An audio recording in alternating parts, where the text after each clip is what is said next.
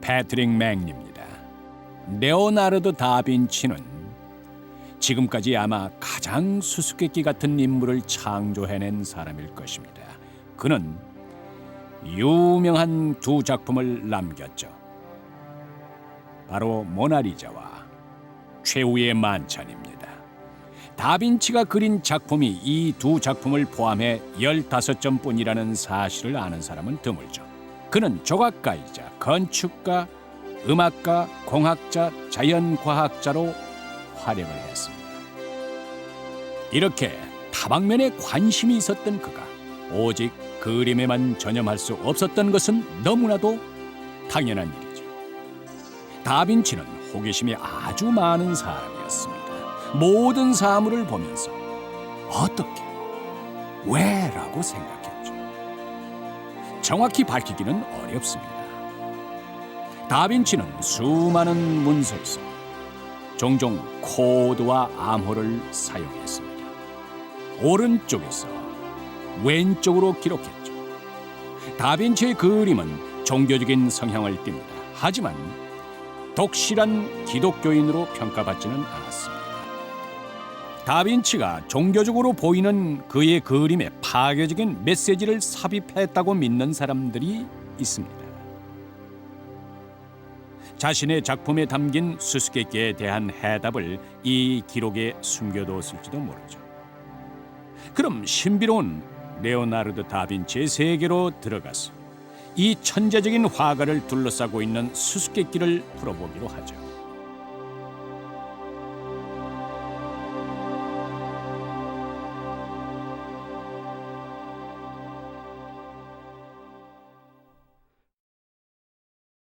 다빈치의 신체도를 들여다보면 인체를 대칭으로 그려낸 그의 천재성을 엿볼 수 있습니다. 언뜻 보기에는 원과 정사각형 안에 인간을 그려놓은 것 같지만 사실 다빈치는 수많은 사람들이 풀지 못한 수학적인 문제를 풀어냈습니다. 신체도는 교회나 건물을 건설할 때 인체의 비율에 기초해야 한다는 것을 말해주고 있죠. 그 비율이 완벽하기 때문입니다. 다빈치는 팔과 다리를 뻗은 인체는 완벽한 기하학적인 형태인 원과 정사각형에 들어맞아야 한다고 말합니다. 세자리아노가 그린 신체도에는 결함이 있습니다. 그는 정사각형의 네 점에서 서로 접하는 완벽한 원과 정사각형을 그렸습니다. 그런 다음 인체를 그 속에 그려 넣어서 손과 발이 네 점에 닿도록 했습니다. 하지만 가장 균형 잡히지 않은 모습이 탄생하고 말았죠. 팔은 너무 길고 다리는 너무 짧았고 손과 발은 너무 컸습니다. 원과 정사각형의 관계만으로는 아름다움을 창조해낼 수가 없었어요. 이 문제를 해결한 사람이 바로 레오나르도 다빈치였습니다. 다빈치는 먼저 완벽한 균형을 이룬 인체를 그린 후에 그 모습에서 원과 정사각형을 발견해낸 것입니다. 원과 정사각형은 오직 한 곳에서만 만났는데 바닥이었죠. 그는 아름다움도 표현해냈습니다. 신체도에는 수많은 등식이 숨겨 있습니다. 예를 들면은 펼친 팔의 길이는 신장과 일치합니다. 양 어깨의 넓이는 신장의 4분의 1이죠. 팔꿈치에서 가운데 손가락의 끝까지는 신장의 5분의 1입니다. 팔꿈치에서 겨드랑이까지는 신장의 8분의 1이고 턱 밑에서부터 코까지의 길이는 머리 끝에서 눈썹까지의 길이와 같습니다. 그리고 귀는 얼굴의 3분의 1에 해당합니다. 다빈치는 자신이 관찰한 바를 그림의 위아래에 수수께끼처럼 기록해 놓았던 것입니다. 다빈치의 작품은 참으로 모호합니다. 그의 그림 속 인물들은 묘사된 것과는 다른 얘기를 하고 있는 것 같습니다. 모나리자는 무엇 때문에 웃는 것일까요? 최후의 만찬에서는 어떨까요? 지금부터 확인해 보겠습니다. 오랜 세월에 걸쳐 많은 사람들은 다빈치가 그린 모나리자의 주인공이 누구인지 혼란스러워했습니다. 예술 작품에 의도적으로 메시지를 넣을 때 사용했던 오래된 방법은 그리스어로 토지의 측정이라 불리는 해독법이었습니다. 글자에 숫자를 할당하는 방법이죠. 따라서 모나리자는 이와 같은 등식으로 표현될 수 있습니다. 모나리자의 다른 이름인 라 지오콘다는 이런 방정식이 됩니다. 그림의 둘레를 측정하면 84란 숫자가 나옵니다. 레오나르도에 해당하는 숫자를 더하면 다시 한번 84란 숫자가 나오죠. 신비로운 이 여인이 다름 아닌 레오나르도 다빈치 자신일까요? 사실 다빈치가 그린 최후의 만찬은 모나리자만큼이나 유명합니다. 다빈치가 자신이 그린 가장 종교적인 그림의 르네상스 열쇠로 불리는 메시지를 숨겨놓았을까요? 템플 기사단의 비밀의 공저자인 린 피켓시의 설명을 들어보시기 바랍니다. Leonardo, while being very antagonistic towards the church and indeed towards mainstream Christianity, despite the so-called holy paintings he painted, his work does show marked Templarist symbolism. There were great Templar influences still around in Leonardo's day, possibly at a secret level. For one of the world's most famous and most familiar paintings, Leonardo's Last Supper contains an astonishing wealth of rather in-your-face esoteric symbolism, which is by no means mainstream Christian. For example, next to Jesus, there is a disciple doing that in a rather menacing way, if you look closely into Jesus' face. Jesus is quite oblivious to this, but it's that. We call this the John gesture because it's so obvious. And in the Last Supper, it's as if this disciple is saying to Jesus, "Remember John." Also in the Last Supper, Leonardo painted himself as one of the disciples towards the end of the table, turned away from Jesus. This was no accident. This wasn't just because to make a pretty composition. It was a gesture of extreme distaste for the Holy Family and for Jesus. Also in the Last Supper, sitting next to Jesus is this figure leaning like this away, which is known as the young St. John. But if you look very closely, you will notice that this St. John is in fact a woman. She has a little gold necklace, she has breasts, and the shape that she, together with Jesus, make in the composition is a giant spread-eagled M shape. And this M refers to Mary Magdalene. The Templars believed that Mary Magdalene was Jesus' lover, concubine, partner in sacred sex. This was Leonardo's way of expressing that belief. And so if you look at a painting that's supposed to be a great Christian painting of the Last Supper of Jesus, you are not going to sit there and say, but that looks like a woman, because it's supposed to be St. John. So you will see St. John.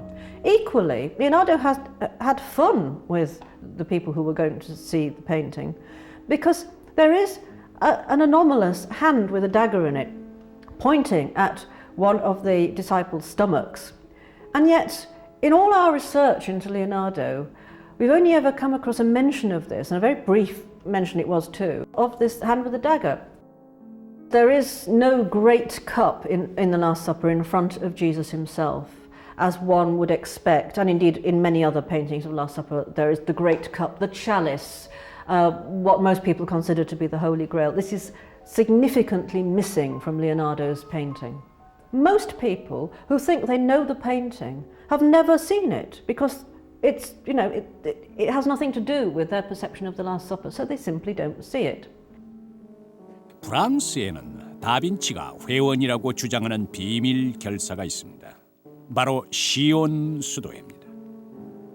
이 수도회의 존재는 1975년에 알려지게 됐는데 파리의 도서관에서 서류가 발견됐죠. 바로 양피지에 기록된 문서였습니다. 발견 당시에는 극비 문서로 취급됐습니다. 이 문서에서 회원들의 명단이 공개됐는데요. 아이작 뉴턴, 빅토르 위고, 물론 레오나르도 다빈치도 있었죠. 그렇다면 시온 수도회는 무엇일까요?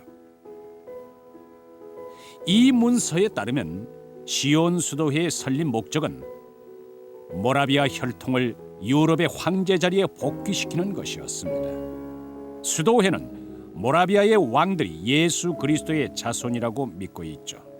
이는 예수가 십자가에 처형된 것이 아니라 결혼을 해서 자손을 낳았다는 것을 암시하고 있습니다. 이는 기독교의 토대를 완전히 무너뜨릴 수 있는 믿음인 셈이죠. 시온 수도회는 예수가 죽지 않았고 그 자손들이 생존해 있다는 비밀을 지키기 위해 설립되었습니다. 다빈치가 남긴 르네상스 열쇠는 아주 도발적입니다. 왜 그렇게 은밀한 방법을 사용했는지 이해가 되실 것입니다. 당시 교회는 아주 강력한 힘을 지니고 있었기 때문에 교회의 시각에 도전하는 것은 상당한 문제가 될 수 있었습니다. 이 시점에서 한 가지 의문이 생기는데요. 과연 레오나르도 다빈치는 이런 비밀스러운 정보를 어디에서 얻었을까요? 다빈치가 태어나기 400년 전으로 거슬러 올라가서 9명으로 구성된 비밀 결사가 바로 다빈치가 지니고 있던 정보의 원천일지도 모르겠습니다. Everything about the Knights Templar has at least an element of mystery about it.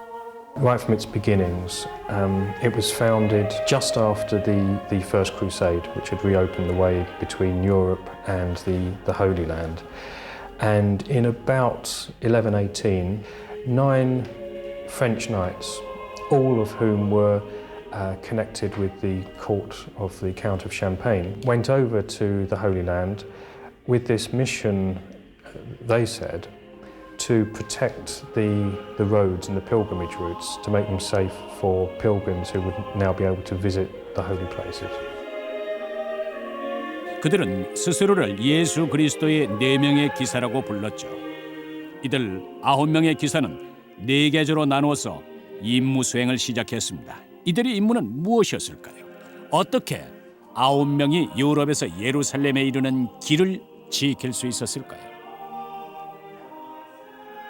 Now, once they arrived in the Holy Land, there's actually no evidence that actually did anything for 9 years or so.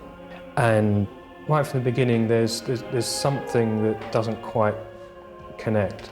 And there's other evidence that this mission of protecting the pilgrimage routes was actually just a cover story. They actually went there for another reason. For some reason, these 9 knights thought that there was something to be found there. There's certainly evidence that they excavated beneath the Temple Mount. Archaeologists have actually found Templar artifacts from those excavations. 기사단은 성지에 이르는 길을 거의 지키지 않았습니다. 이들은 9년의 세월 대부분을 성지 아래에 있는 낡은 구를 파헤치면서 보냈죠. 바로 솔로몬 신전이 있던 자리였습니다. 이들은 무엇을 찾았던 걸까요? 솔로몬 신전은 오래전에 붕괴됐는데 말입니다. 이들은 신부들이 성스러운 보물들을 안전할 때까지 지하의 비밀 창고에 보관했다는 사실을 알고 있었습니다. 성경에 따르면 개약의 괴와 다른 보물들이 이런 방식으로 외국의 침략에 견뎌냈다고 합니다. 아마 성배도 성전 지하의 미궁에서 인간에 의해서 발견되기를 기다리고 있었는지도 모르겠습니다. 분명 기사들이 성전이 있던 자리에 세워진 이슬람 사원에 머물렀던 것은 우연이 아니었습니다. 사실 그곳에 머무른 후에 자신들의 이름을 템플 기사단으로 명명하게 됐죠. 후일 성 베르나르두스가 된 베르나르두스라는 수도사가 기사단의 형성에 관여했습니다. 그는 고대 히브리어 경전을 번역하는 데도 관여했죠. Bernard, although in many ways a very worldly person, was also very spiritual. In ways that are quite odd for his time, he was very much into the feminine side of religion, very much into the Black Madonna cults of, particularly of the south of France, which are very kind of mysterious, almost pagan. He had a great veneration for the feminine, embodied in lots of ways in the Virgin Mary, which was actually quite unusual for his time, and that appears to be the thing that drove him more than anything else. St Bernard was a very learned man, again for his time. Yes, he studied Hebrew texts, studied other texts as well. It could well be something that he found in there that gave these people the idea that there's something worth having in Jerusalem. It's speculative, but it's a good speculation. It seems a very logical thing. You have people studying these old documents who suddenly want to get their people to some of these old places mentioned in these documents. They're looking for something. Personally, I honestly don't know what it was they found, except that people considered it important. Nobody knows for sure. Whatever it was, nobody knows where it went. And it's a real mystery, but there's no shortage of theories, any of which could be correct. Documents, Ark of the Covenant, Holy Grail, whatever that is, but they certainly had their secret. 아주 오래된 문서에 발굴물이 기록돼 있죠. 그들은 비밀 창고로 가서 이전처럼 동료 가운데 한 명을 내려보냈습니다. 당시 태양은 최고조에 달했기 때문에 그 빛으로 작은 상자를 발견할 수 있었죠. 정교하게 만들어진 그 상자는 금박이 씌워져 있었습니다.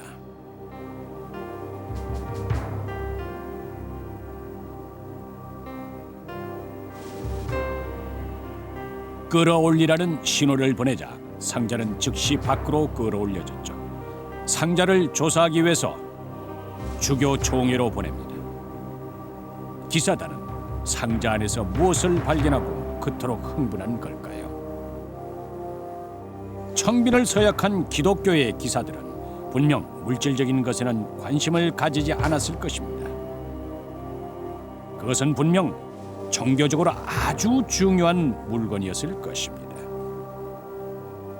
보물을 발견했다는 소식은 상파야뉘의 위그 백작에게 전해지게 됩니다. 그는 예루살렘까지의 원정을 후원하고 예전 부하들과 합류한 인물이죠. 그는 즉시 템플 기사 단원으로서 자신의 재산을 모두 헌납하게 됩니다. 템플 기사단의 단장이 교황을 아련한 것은 보물을 발견한 후의 일이죠. 베르나르두스의 후원으로 템플 기사단은 공식적으로 교회의 인정을 받게 됩니다. 이에 기독교도들이 앞다투어 기사단에 가입했죠. 그들은 가족을 떠나 자신이 가진 재산을 모두 헌납하고 청빈과 순결을 맹세하는 서약을 하게 됩니다. Vow of poverty actually is why they became wealthy, because anybody that joined the order, anyone that became a Templar Knight, had to give all their possessions to the order. And it became quite a prestigious thing for noble families to have some of their sons go into the Templar order. And of course, any money and property they had would go into the coffers. Also, when the Pope endorsed the order, gave it his blessing and said, this is a good thing, anyone that wanted to impress the Pope donated land and money to this new order, and actually on a colossal scale. None of the individual knights were allowed to own anything.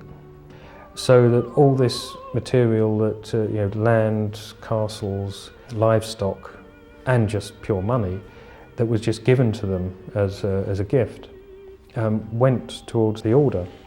Their reputation was as the most feared, efficient fighting force on the Christian side.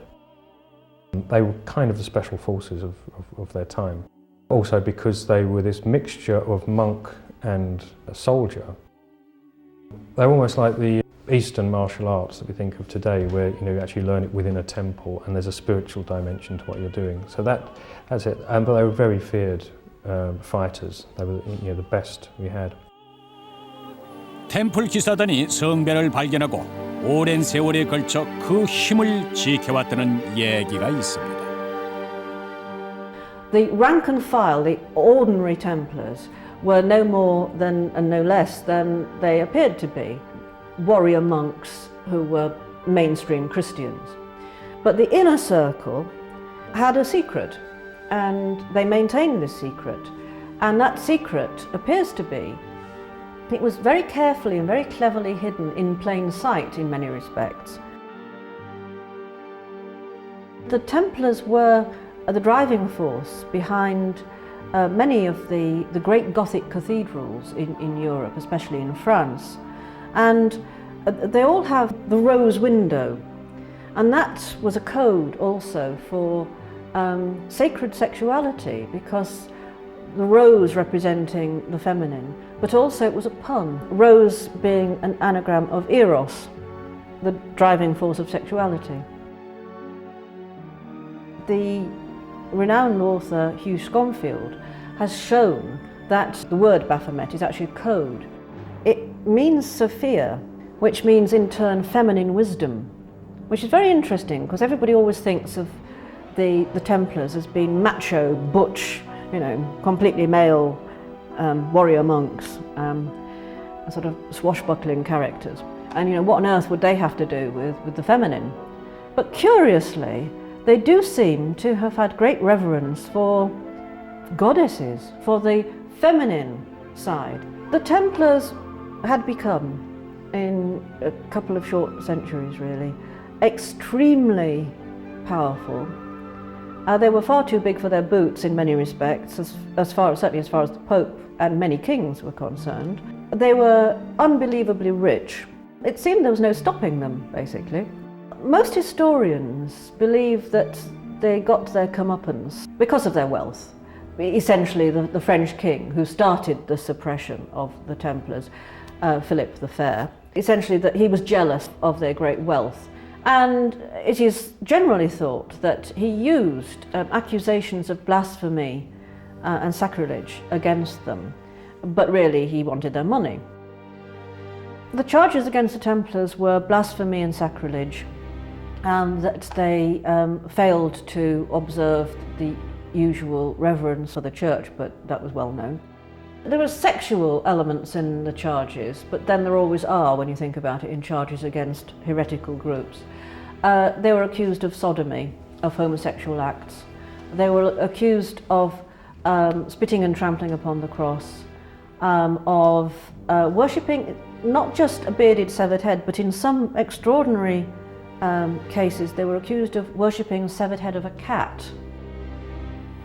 가톨릭 교회는 템플 기사단을 억압하고 그들의 재산을 몰수할 필요가 있었다고 고백합니다. 그들이 기사단의 가장 귀중한 보물을 몰수했을까요? 템플 기사단이 억압당한 후 프랑스 남부 지역에서는 새로운 종교 집단인 카타르파가 출현합니다.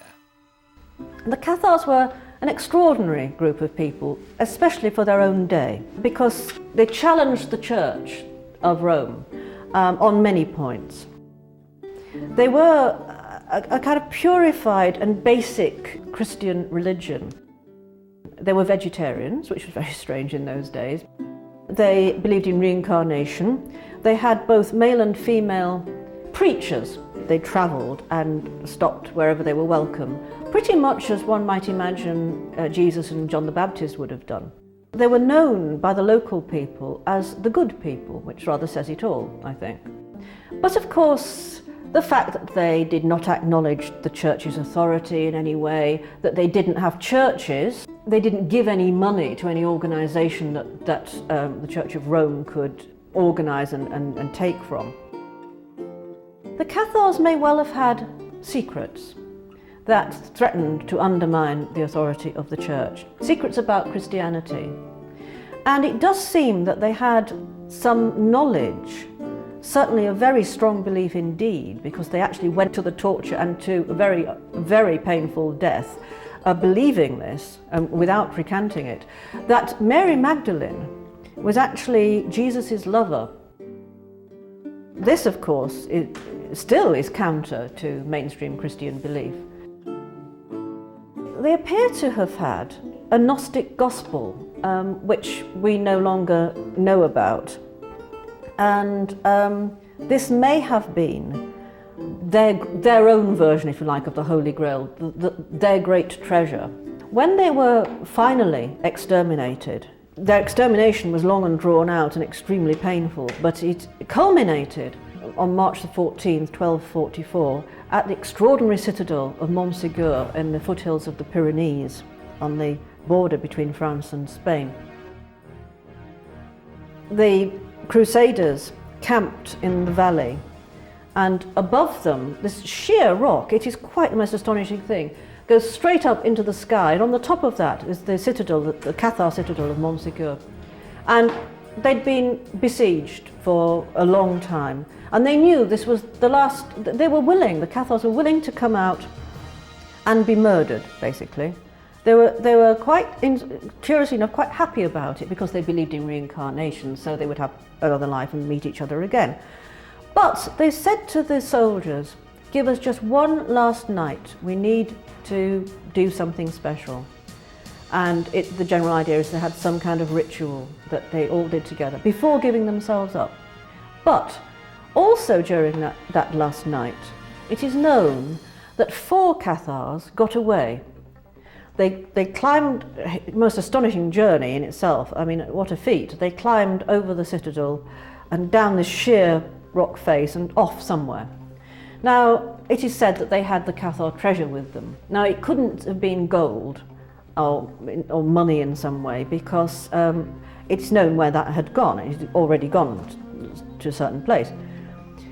And it had to be something portable, because, you know, they were carrying it. And it has been suggested that they had the Holy Grail with them, whatever that is. But perhaps they had this Gnostic gospel with them, whatever that was. It is rumoured it was the Gnostic Gospel of John, which was not the same as the Gospel of John in the New Testament.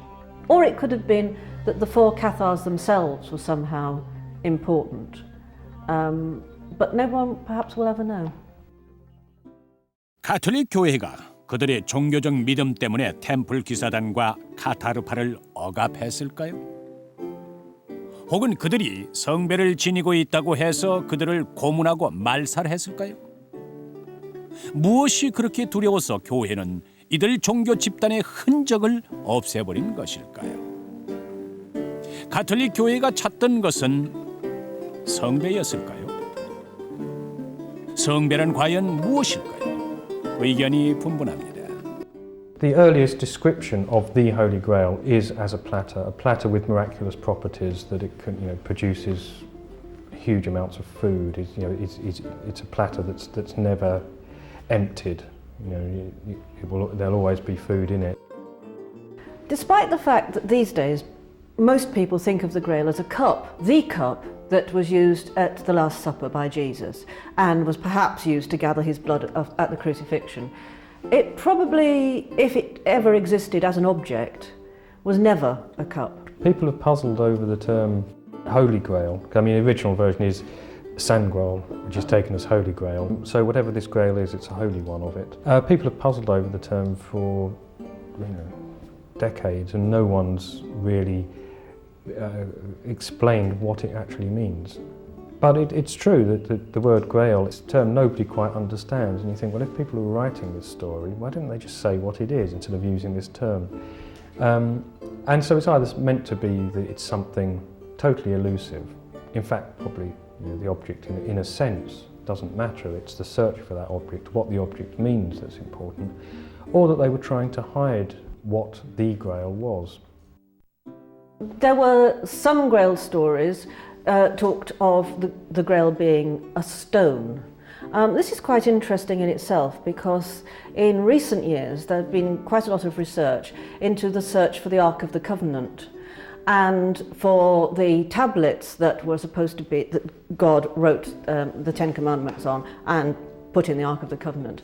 It may be that the Grail stories, in which the Grail, the secret object, was something like a lance, is connected, perhaps somewhat cynically, with the relic trade, which was just picking up business at the time of the most popularity of the Grail stories.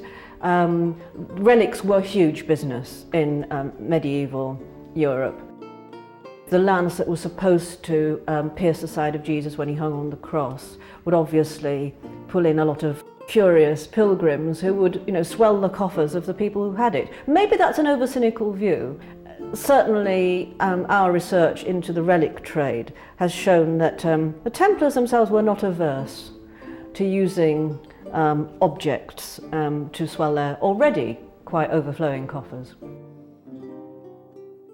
A lot of people think, probably rightly, that the Grail was some kind of information, maybe a great secret of some description. And therefore it's quite likely that over the centuries various groups of people might have thought they found it or thought they're about to find it. And it's possible that if it were a secret, that the Templars, who were quite a secretive bunch themselves for very good reasons, had found it. But in the end, the Grail doesn't appear really to be important as an object, and I think that's where an awful lot of people go wrong, because it's the Grail quest that is the most sublime thing that a man or a woman can do. It evokes the ultimate mystical experience. 성배에 대한 수많은 전설이 있는데요. 모두가 아주 흥미롭습니다. 설명할 수 없는 사건이 일어나는 유럽의 숨겨진 장소를 찾겠다고 개인적으로 나선 사람들도 더러 있었죠. 성배의 미스터리를 풀 수 있는 곳인지도 모르겠군요. 프랑스 남부가 바로 그런 곳이었습니다. 프랑스의 랑도독 지방에 렌르 샤토라는 아주 작은 마을이 있습니다. 소니에르의 얘기가 시작되는 곳이죠. The mystery is that the priest in Rennes-le-Château, whose name was Saunière, suddenly became immensely wealthy and spent vast amounts of money on what appeared to be very eccentric building works in this village. His church, which was dedicated to Mary Magdalene, very, very old church, he filled it with very, very strange carvings and decorations. 실제로 1885년에 소니에르 신부는 성 막달라 마리아 교회의 개축을 위해서 파견됐습니다. 그 당시 렌르 샤토 마을은 주민이 300명 남짓한 아주 가난하고 작은 마을이었습니다. 마을 사람들은 교회 개축을 반기지 않았죠. 부족한 돈을 벌어야 했으니까요. 운 좋게도 소니에르 신부는 샹부르그의 백작 부인의 후원을 받아서 충분한 자금을 얻게 됐습니다. 개축 공사 중에 제단 기둥을 드러내자 기둥 아래에서 밀랍으로 봉인된 나무관 3개가 나왔습니다. 나무관 속에는 수많은 양피지 문서가 있었죠. 소니에르 신부는 이 문서의 내용을 해독하려고 애썼지만은 거의 성과를 거두지 못했습니다. 그래서 이 문서들을 파리로 가져가 동료 신부인 아비벨에게 보여주었죠. 벨은 많은 문서들을 해독하는 데 성공합니다. 헌정사의 출처는 드러나지 않았지만 문서가 하나하나 해독될 때마다 소니에르 신부의 지위는 점점 높아져 갔습니다. 파리에서 돌아오면서부터 소니에르 신부의 운명이 바뀌기 시작합니다. 어디서 오는지는 모르지만 신부에게 돈이 들어오기 시작한 것이죠. He built a villa for himself. He built a tower overlooking the hill. He built some landscape gardens. But everything's kind of like weird and symbolic. And so he spent an absolute fortune, spent a fortune on food and drink and entertaining people that would come down from Paris. And the mystery's always been, where did he get the money from? 소니에르 신부는 성 막달라 마리아 교회의 개축을 계속했죠. 여러 가지 이상하고 상징적인 요소들도 덧붙였고요.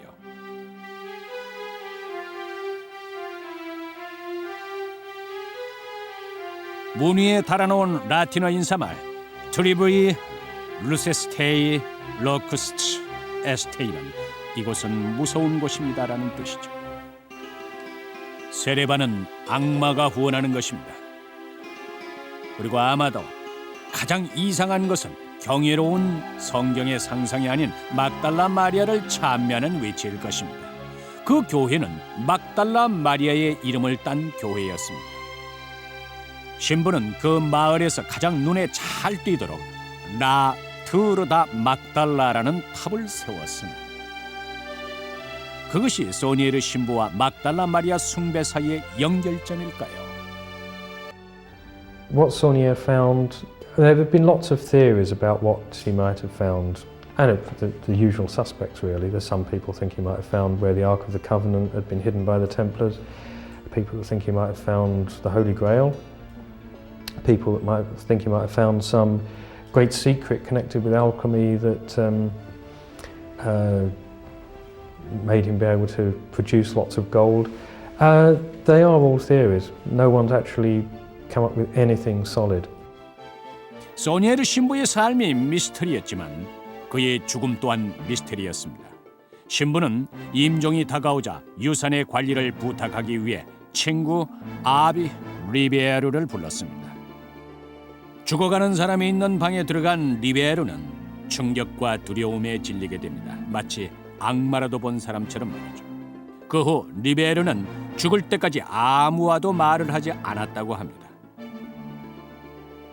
그렇다면 소니에르 신부의 충격적인 임종 고백은 무엇이었을까요? 그는 예수의 비밀스런 혈통을 알고 있었을까요? 바티칸 당국을 공갈 협박해 막대한 부를 얻은 것일까요? Rennes-le-Château is in an area of France that really was the Templar heartland. Although the Templars owned so much property everywhere in Europe, a third of everything they owned was in the Languedoc, this area of south of France, where Rennes-le-Château is. So that was the big area for them. It could very well be where their treasure was taken from Paris. So some people have said the thing that Saunier found was the Templar treasure. 렌르 샤토 마을과 소니에르 신부의 미스터리는 아직도 풀리지 않고 있습니다. 렌르 샤토 마을 이외에도 성배가 있을지 모르는 곳이 또 있습니다. 스코틀랜드도 템플 기사단과 연관이 많은 곳이죠. 로슬린 예배당의 구조물에 성배에 관한 비밀들이 새겨져 있습니다. Rosslyn Chapel has been described as the most superbly carved reliquary of the Holy Grail. It records every known spiritual pathway at the time it was built in the mid-15th century. And it was built as a memorial to the beliefs of the Knights Templar. But the masterstroke in bringing the Knights Templar teachings to the wider world was the creation of the legends of the Holy Grail. It supposedly tells the story of a search for a holy relic associated with Jesus, the cup used at the Last Supper, or according to another version, the cup that was used to catch Jesus' blood after the crucifixion. But, and I intend to believe this, that masterly American, wonderful man, Professor Joseph Campbell, says that it was nothing more nor less than a coded pathway of initiation, a spiritual pathway that told a very different truth to that told by Holy Mother, the Church, that in fact encompassed the true teachings of Jesus. Teachings that teach us to live according to we thinking rather than me thinking, and to give the fruits of the sacred knowledge that is granted at initiation, not for personal salvation or any personal motive of gain, but to benefit the entire community within which you move. The Knights Templar transformed the face of Europe, and with their banking system they invented the note of hand, the checkbook, and the credit card, which may come as something of a surprise to Barclaycard, Visa, and American Express. But the credit card was invented back in the 12th century by the Knights of the Holy Grail. But more importantly, through their teachings, through the Grail legends, and through the use of the tarot cards, they passed the message that direct access to God was possible by ordinary people without the intervention of the Church. And like all who preached heretical messages, they came to a violent and a sticky end. We owe a great debt to the Knights of the Holy Grail. But we are missing the point entirely if we think their true effects were simply political or military. Brave and all as they were, stupendous as the transformation was in Europe as a result of their actions, the real heart of their message is one that is a vibrant one and one of great importance to more and more people at this particular time.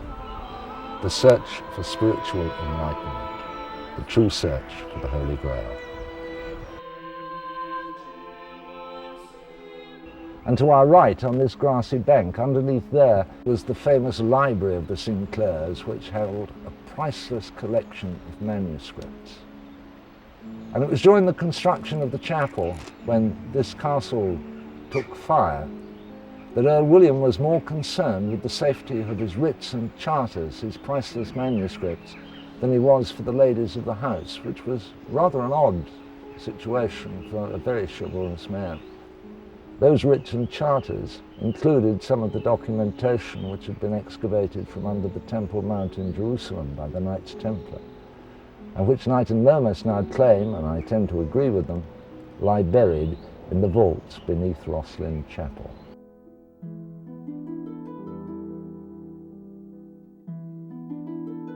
This is a beautiful example of the Green Man. It's a type of iconography that was very popular with the medieval Masons, so much so that it almost became their mascot. There are 86 of them in Chartres Cathedral, and in this tiny place there are well over 120, and we're still counting. It was of some significance to the Knights Templar, because it, to them, represented the resurrecting god Tammuz, the consort of Ishtar. Another sign of Templar involvement is the symbolism known as the Templar seal, and we see it up here at the top of this pillar. Two hands pulling aside curtains, revealing a paschal lamb with a flag above it. The retrochoir is separated from the main body of the chapel by three very important pillars. The symbolism behind these pillars was of great importance to the Knights Templar and to their later heirs, the Freemasons. The first pillar, to my right, is the Mason's pillar, intricately carved, and it represents wisdom.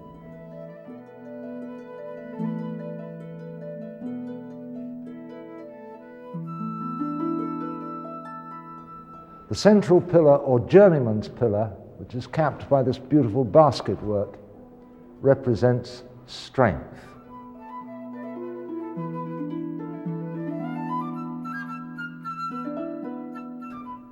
But the third pillar, not surprisingly, is held to represent beauty.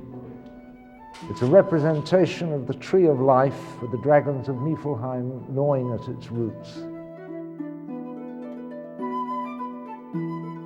The three pillars, wisdom, strength, and beauty, should stand on the sure foundation of truth and justice, which are the true foundation of any lodge of fraternal Freemasons, and which, of course, were the founding principles on which the Knights Templar were built.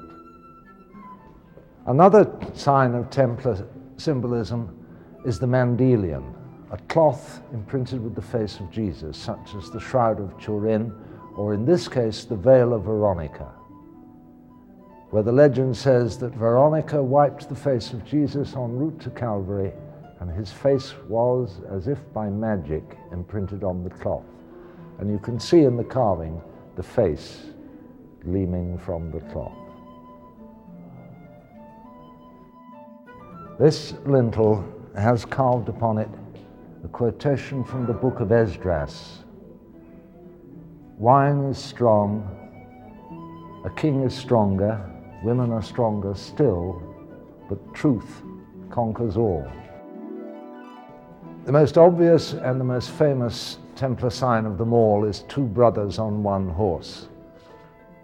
I have that seal on my keyring. And that could not be openly displayed for fear of persecution on charges of heresy.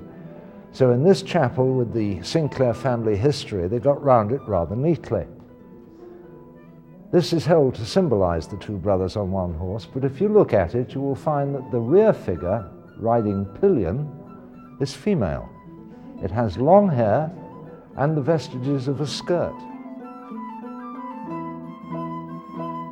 But the whole business of symbolism had to be hidden if you were showing signs of an alternative belief system. Because anybody who diverged from church thinking was invited to the next church barbecue, not as the main guest, but as the chief item on the menu. Remember what happened to Jacques de Molay, the Grand Master of the Templars. He was cooked slowly over a fire. 우리는 교회가 얼마나 막강한 권력을 휘둘렀는지 잘 알고 있습니다. 템플 기사단과 카타르파에 대한 박해와 스페인의 종교 재판을 한번 보십시오. 교회는 항상 최고의 권력을 가졌을까요? 그렇다면 어떻게 가능했을까요? 답을 찾으려면 컨스탄티누스 대제가 로마 제국을 통치하고 기독교가 자리 잡지 못했던 먼 과거로 거슬러 올라가야 합니다. 기독교가 종교로서 안정되기까지 오랜 세월이 걸렸다는 사실을 알면 놀라실 것입니다. 안정을 찾는데 무려 300년이 넘게 걸렸으니까요. In the period we are talking about, the Roman state was largely tolerant of foreign religions. They adopted a policy that as long as the taxes were paid and as long as you did not engage in a rebellion against them, they would tolerate your religious practices as long as they were not contrary to good order and the common stability of the state and the people locally. At the time, we have many people who are still, we presume, subscribing to the local indigenous religions, fertility cults, ancient rituals, which would even perhaps antedate Judaism. Also, you have Judaism itself. Judaism generally made a single distinction between those who were Jews and those who were Gentiles or non-Jews. And so the distinction for them would have been us and then everyone else. It's often not realized that Alexander the Great, who is active about 300 before the Common Era, 300 years before Jesus is born, Alexander the Great plays a major role in the spread of Christianity. First of all, by conquering the virtually entire known world at that time, Alexander the Great spread Greek culture and most importantly the Greek language throughout all of these areas. And that is the language in which the Christian Gospels seem to have been originally written. In the beginning, Christianity was somewhat anarchic. That is, it did not have a rigid system of organization. The earliest Christians, immediately after the death of Jesus, viewed themselves as simply an extension of Judaism. In that sense, they had already differentiated themselves from the ancient cults associated with fertility, perhaps worship of astrological bodies such as the moon, the sun, the stars. The Judaic Christians were interested only in converting other Jews to Christianity. Shortly after the arrival of Christianity on the scene in Judaism, a person named Saul converts to Christianity and he becomes known as Paul, St. Paul. His vision of Christianity is somewhat different than that of James and the earliest Christians in Jerusalem. He receives the message, the understanding that all human beings, regardless of their racial or religious background, can become Christians. Paul preaching his version of the gospel and converting people to his brand of Gentile Christianity, to Greek Christianity, and this, of course, without the hindrances or the impediments of mandatory circumcision, kosher dietary regulations, and the other things that would have seemed strange to a pagan. Without those things, Gentile Christianity flourished and was successful and became the dominant form of Christianity that, of course, we know today. One of the great problems in early Christianity was to reconcile the varying theologies that had developed in these various camps of Christianity. This, of course, led to a relatively anarchic setup within Christianity.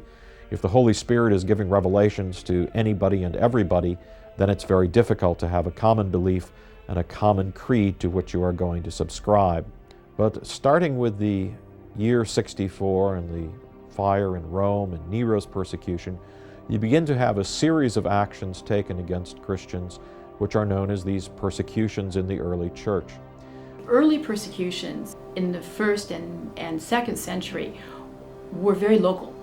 There were outbreaks of violence or resentment against Christians. Sometimes they were accused by their slaves. What's so intriguing is that when persecutions broke out against the Christians, what they were accused of was cannibalism, incest, and atheism. Cannibalism because of the language that was used for their ritual of the Lord's Supper. Incest for their styling of their community as familial relations and their emphasis on love. And atheism because they refused to honor the civic deities. Another aspect of the persecutions is that, of course, the Christians, a relatively new religious group, even though they are coming out of Judaism, they, of course, are claiming that they have the one true religion, the one true way of understanding the world, the universe, and what's going to happen to everyone. This, of course, doesn't necessarily go down with people who have been members of other religions for a very long time and who are members of ancient religious cults elsewhere in the empire. So there was a certain amount of tension between the Christians and the other religious groups. We have the persecutions. The Emperor Constantine, wanting peace within his empire and wanting these Christian groups to quit squabbling over theology, convenes the Council of Nicaea in 325. And Constantine himself appears to have chaired the council and entered into the debates. In some ways, the Council of Nicaea can be regarded as one of the key points in the founding of Christianity as it will continue through the centuries on into the Middle Ages and to the modern period. So what evolved then as a resolution to that tension was the doctrine of the Trinity, in which the very nature of God is reconceptualized. Not any longer as the one God, but reconceptualized as the three in one. And it was during this process that the divinity of the Holy Spirit was also articulated and argued for and became a point of contention and eventually became a central point of Christian doctrine. And it's that process that then transforms, in a sense, the Christian doctrine of God as it was, say, in the 1st century to a fully developed Trinitarian idea of God. In some ways, the Council of Nicaea can be regarded as one of the key points in the founding of Christianity as it will continue through the centuries on into the Middle Ages and to the modern period. Although the creed that is now known as the Nicene Creed was revised later, at least according to tradition, it goes back to the decisions made at the Council of Nicaea. One of the problems that Christianity faced at this period was not just the division between the Arians and the anti-Arians, that is, between the same substance and the similar substance parties, but there were also other groups around. Among them were the Gnostics, the people who believed that knowledge was very important and that secret instruction was very important, and that by studying, by learning, you rose through a layer of hierarchies and eventually could experience God in a divine revelation, personally, just yourself. 기독교 교회의 구조가 그토록 많은 논쟁을 불러일으켰다면 과연 그 기초가 된 경전은 신약 성서일까요? 27권의 복음서는 예수가 살아있는 동안에 기록된 것일까요? 아니면 신약 성서가 기독교 교회의 형성을 반영하는 것일까요? Many people don't realize that the creation of the New Testament was a very long and painful process. The New Testament, the 27 books that Christians now consider to be authoritative, did not simply fall out of the heavens at some early point in Christianity. Of course, the process of how the New Testament came to be the way we have it today is a controversial and vexed issue. We believe now that there was already, within 20 or 30 years of the time of Jesus, a circulation of some of the sayings of Jesus written down. I mean, as people realized, hey, wait a minute, we're not going to have these people around much longer. We're not going to be able to just sit down and say, now, Peter, what did Jesus say when you asked him? But as that generation begins to pass, the later followers begin to realize, hey, we've got to write some of this stuff down so that we can use it and teach from it and share with other believers. So that led to the initial writing of these documents. It's always fascinating to look at how the New Testament is put together, because as the Gnostic Gospels and the Dead Sea Scrolls prove, there were many important ancient writings that never made it into the Bible at all. What's fascinating is that there are sources on Jesus outside of the biblical documents. I think most people don't know that. The apocryphal Gospels were responses to the original four Gospels. They tried to fill in the gaps in the Gospel records, the childhood stories of Jesus that are not reported. We have other stories, the history of Joseph the carpenter, which explains what they made in the carpenter shop. We have the Arabic Gospel of the Infancy, which talks about these wonderful stories about the palm tree on the way to Egypt. We have a lot of these accounts that retell the biblical episodes, but add all kinds of detail. Well, some of them, like the Gospel of Thomas, the Infancy Gospel of Thomas, was probably formulated in Gnostic circumstances because there are tendencies in the way the story is told to stress Jesus's wisdom. The same thing is true of most of those infancy and extraneous Gospels, we can call them that, or apocryphal Gospels, that aren't in the mainstream, that weren't accepted as biblical. The history of the Gnostics is very interesting. Even as early as the 2nd century, that movement was a very strong movement. The Gnostic type of Christianity was the dominant type of Christianity. Gnosticism comes from the term gnosis, to know, that is knowledge. And it was a sect, it was a philosophy that believed that there was a kind of secret knowledge that people should learn in order to fully understand what life was about, in order to understand what God was like. They produced literature. There's a large amount of literature. In fact, the Gospels and the other Gnostic writings that recently were found are included in a book which is even longer than the New Testament itself. But then the official church eventually saw this as kind of an eccentric form of religion, off the beam, and took measures to suppress it. What happened to these Gospels and why were they eliminated? Well, at one point, actually, the bishops of Rome condemned them and said they weren't to be used anymore. Then the bishops of Rome, the popes, started to try to eliminate the use of these other materials, which were considered to be not just irrelevant, but also harmful and damaging.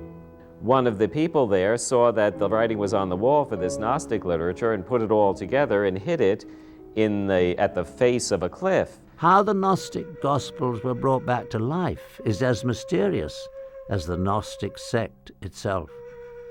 The discovery of the Gnostic Gospels is an incredible story. It occurred in December of 1945 in Egypt along the Upper Nile River, about 300 miles to the south of Cairo. There was a group of camel drivers who were looking for fertilizer along the banks of the Nile. And one of the camel drivers happened upon an earthenware jar. Ali! Ali, come quickly! What's going on?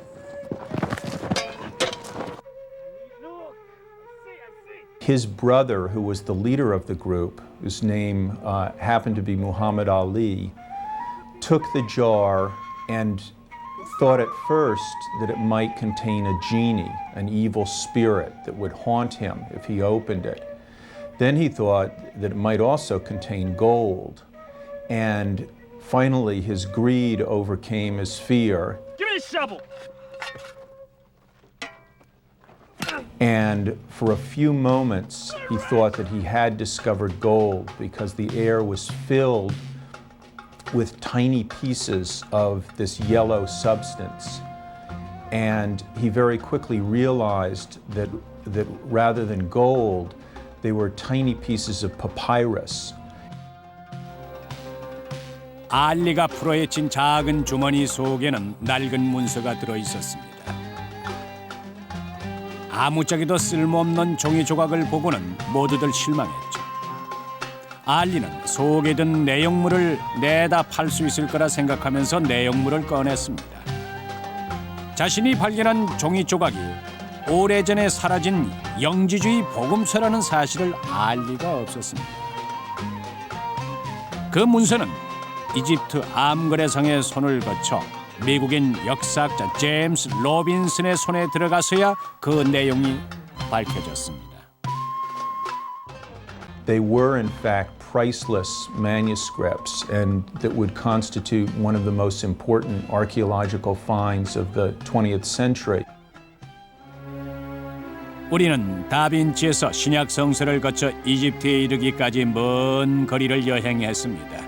이를 통해서 기독교가 그들 역사의 상당 부분을 은폐시키려 했던 비밀을 다빈치가 알았을 것이라고 추측해 볼 수 있습니다. 레오나르도 다빈치가 시온 수도회의 일원이었을까요? 그가 최후의 만찬에서 막달라 마리아의 모습을 그렸을까요? 그녀가 왕위 계승자들을 낳았을까요? 그 진실은 결코 알 수 없습니다. 막달라 마리아의 지위가 상승된다는 내용을 영지주의 복음서에서만 볼 수 있다는 사실은 흥미로운데요. 기독교가 복음서를 은폐시켰던 것입니다. 빌립의 영지주의 복음서에는 예수와 함께 길을 걸었던 3명의 여인이 있었다고 전합니다. 그의 어머니 마리아, 어머니의 자매 막달라였습니다. 막달라는 예수의 동반자로 불렸죠. 또 다른 영지주의 복음서에는 사도들이 예수와 가까운 막달라를 질투한 것으로 묘사되고 있습니다. 예수가 종종 입맞춤을 했기 때문이죠. 다빈치 코드와 막달라 마리아에 관한 의문은 앞으로도 영원히 사람들의 상상력을 자극시킬 것입니다. 지금까지 흥미로운 여행에 동참해 주셔서 감사드립니다.